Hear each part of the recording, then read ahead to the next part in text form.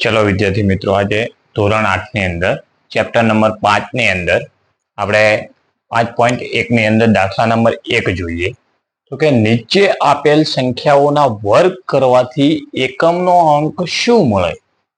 એટલે કે નીચે આપેલી છે સંખ્યાઓ, આપણે તેનો વર્ગ કરવાથી આપણે સીધા કહી શકીશું કે એકમનો અંક શું મળશે. એકમનો એટલે કે આ જે એકમનો અંક છે તે શું મળે. આપણે આનો વર્ગ કરીએ, બરાબર, તો એકમનો અંક આવી રીતના શું મળશે?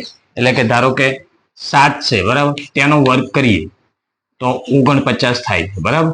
તો આ એકમનો અંક 9 મળ્યો. એવી રીતના કીધું છે કે સંખ્યાઓના વર્ગ કરવાથી એકમનો અંક શું મળે? તો આપણે 81 નો વર્ગ કરવો છે, તો 81 નો વર્ગ કરીશું તો એકમનો અંક શું મળશે એવું આપણે ખાલી જણાવવાનું છે. તો આપણે જોઈ લેવાનું કે એકમનો અંક અહીંયા શું છે, તો કે 1 છે. તો એકમનો અંક શું મળશે? 1 મળે, બરાબર. એકમનો અંક શું મળે? 1 મળે. અહીંયા જોઈએ તો આ એકમનો અંક જોવાનો, તો આપણે એનો વર્ગ કરી દેવાનો.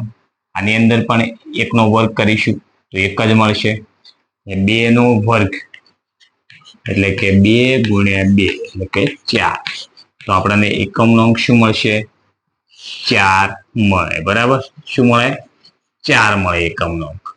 આની અંદર પણ એવી રીતના કે 9 છે અહીંયા એકમમાં, તો 9 નો વર્ગ કેટલો થાય?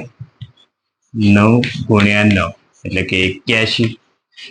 તો આ એકમનો અંક શું મળશે? 1 મળે. બસ આવી રીતના આપણે લખવાનું છે, બરાબર. આ ગણતરી કરવાની, તમારી રીતે ગણતરી કરવાની છે, બરાબર. આપણે જવાબની અંદર આવું લખવાનું છે કે 4 મળે, 1 મળે, આની અંદર પણ 1 મળે. હવે 3 છે તો કેટલા મળશે? 3 નો વર્ગ, 3 તરી 9, તો શું મળશે?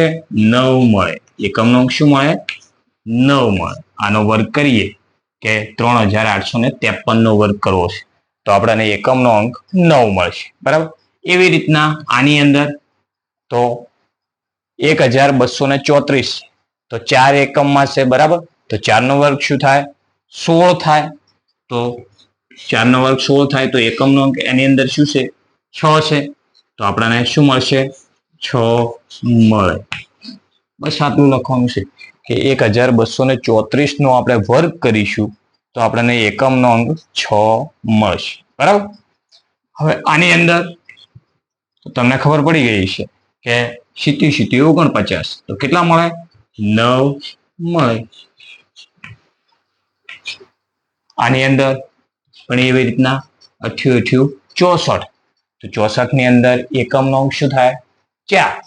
તો આપણને આનો વર્ગ કરવાથી એકમનો અંક શું મળે? તો કે 4 મળે, બરાબર.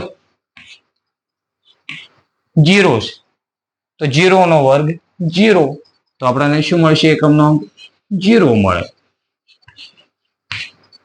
આની અંદર 6 નો વર્ગ 36 તો એકમનો અંક 36 ની અંદર શું થાય? 6. તો આપણને આનો વર્ગ કરવાથી એકમનો અંક શું મળશે? 6 મળે. આવડે? આની અંદર 5 નો વર્ગ કરી દેવાનો છે. 5 નો વર્ગ 25 તો 25 ની અંદર એકમનો અંક શું મળે? તો 5 મળે. તો 55,555 નો વર્ગ કરવાથી આપણને એકમનો અંક શું મળશે? તો કે 5. બસ આટલી વસ્તુ લખો. તો આવી રીતના તમને ના ખબર પડે તો આવી રીતના તમે કરી શકો છો. 2 નો વર્ગ કરી દેવાનો, વર્ગ એટલે 2 ગુણ્યા 2 તો 2 દુ 4. તો આપણને આની અંદર એકમનો અંક શું મળશે?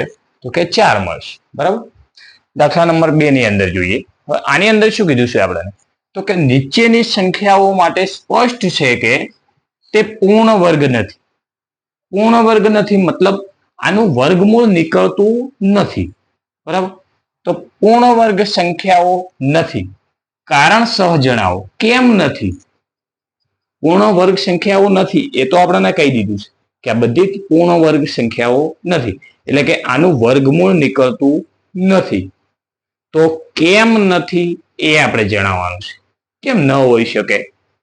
તો આપણે જોઈએ તો કે 7 એકમની અંદર 7 ક્યારે હોય નહીં. કેમ ન હોય? તો આપણે કોઈ પણ સંખ્યાની અંદર એટલે કે 1 નો વર્ગ શું થાય છે? 1 ગુણ્યા 1 1, 2 નો વર્ગ 2 ગુણ્યા 2 4, 3 નો વર્ગ 3 તરી 9, 4 નો વર્ગ એટલે કે 16 એટલે કે એકમનો 6 મળે, 5 નો વર્ગ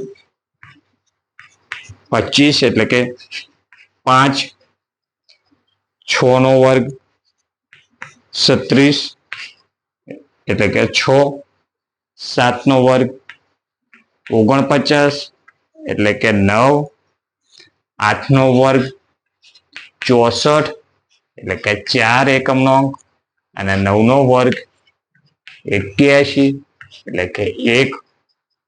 હવે અહીંયા ક્યાંય 7 મળતા નથી, બરાબર? તો 7 નથી મળતા એટલે કે કોઈ પણ સંખ્યા હોય, આનું આપણે વર્ગમૂળ નીકાળીએ, બરાબર? કોઈ વર્ગમૂળ હોય તો વર્ગમૂળ જે છે તેનો આપણે વર્ગ કરવાનો છે આવી રીતના, બરાબર? તો આપણને આવી રીતના કોઈ પણ સંખ્યાઓ આપી હોય, બરાબર? તો આવી રીતના સંખ્યાઓ આપેલી હોય તો આપણને ક્યારેય એકમનો અંક 7 મળે છે? નથી મળતું. ક્યાંય મળે છે? અહીંયા 5 મળશે, 6 મળશે, 0 મળશે, 4 મળશે, 9 મળશે, 7, 6 મળશે, 9 મળશે, પછી 1 મળશે, 4 મળશે, બરાબર? એવી રીતના તો આપણને ક્યાંય 7 મળતા નથી એટલે કે એકમનો અંક ક્યારેય 7 મળે નહીં, બરાબર? માટે પૂર્ણ વર્ગ નથી. એકમનો અંક 7 ન હોય, આપણે એટલું લખી દેવાનું કે એકમનો અંક 7 ન હોય. બીજું 23,453 આપેલા છે તો એકમનો અંક જોઈએ તો આની અંદર જોઈ લેવાનું સીધું કે એકમનો અંક ક્યાંય 3 મળે છે? નથી મળતો. તો કે એકમનો અંક 3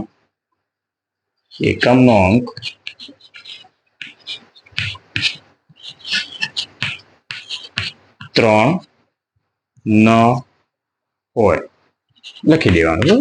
એકમનો અંક 3 ન હોય. 8 તો 8 છે? નથી. તો 8 પણ ન હોય તો અહીંયા લખી દો એકમનો અંક 8 ન હોય. સોરી, અહીંયા તો એકમનો અંક 8 ન હોય. 2 છે અહીંયા ક્યાંય? નથી આવતા. તો એકમનો અંક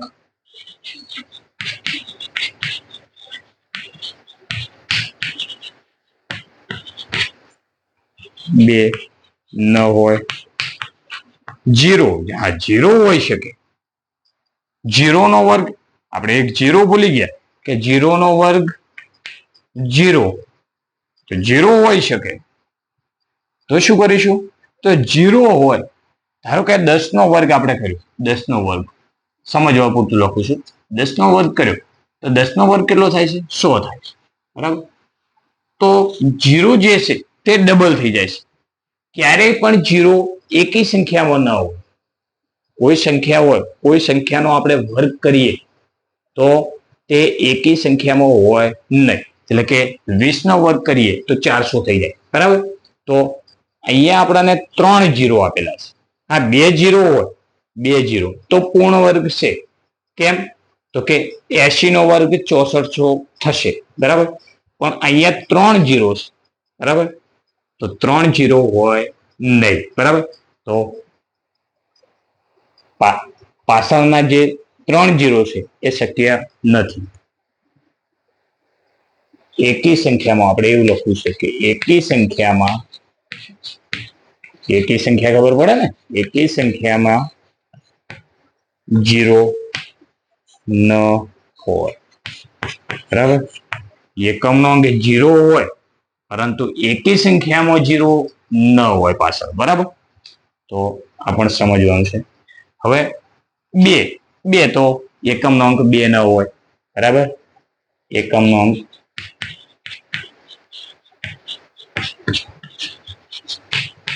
2 બે ન હોય, લખી દો. બીજું 0, અહીંયા પણ કેવા છે? એકી સંખ્યામાં છે, તો એકી સંખ્યામાં 0 હોય નહીં, બરાબર. તો એકી સંખ્યામાં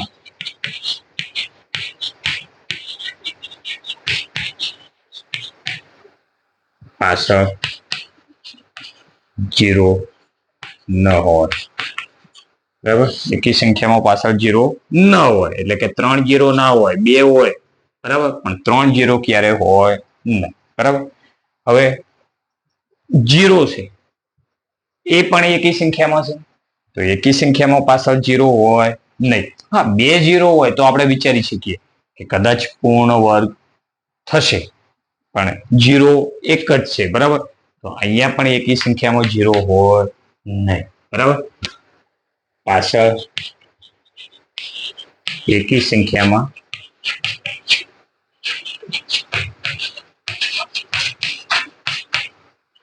0 ન હોય, બરાબર, લખી દઈએ.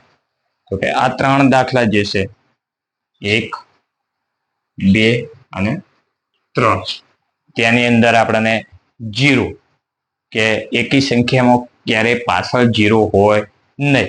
બીજા જે દાખલા છે તે આપણને આના પરથી ખબર પડી જશે કે 1 થી 9 જે વર્ગ છે, 1 થી 9, તેની પાછળ આપણે એકમનો અંક એની અંદરથી 1 પણ આવતો નથી, એટલે કે 1 આવે, 4 આવે, 9 આવે, 6 આવે, 5 આવે, 6 આવે, 9 આવે છે, 4 આવે છે, 1 આવે છે, બરાબર. તો બીજા કોઈ આવતા નથી, એટલે કે કયા કયા અંકો આવતા નથી? કે 2 નથી આવતા. બીજો કોઈ? તો કે 3 નથી આવતા. 7 નથી આવતા. બીજા 8 નથી આવતા, બરાબર. તો આ 2, 3, 7 અને 8, એટલે કે 2, 3, 7 અને 8 જો કોઈ સંખ્યાની પાછળ હોય તો તે સંખ્યા ક્યારેય પૂર્ણ વર્ગ થાય નહીં. બીજું કે કોઈ પાછળ એકી સંખ્યામાં 0 હોય, કોઈ સંખ્યાની પાછળ એકી સંખ્યામાં 0 હોય તો પણ તે સંખ્યા પૂર્ણ વર્ગ હોય નહીં. બસ આટલી વસ્તુ યાદ રાખવાનું પૂર્ણ વર્ગની અંદર, બરાબર. તો આપણે આ 2 દાખલા જોઈ લેજો.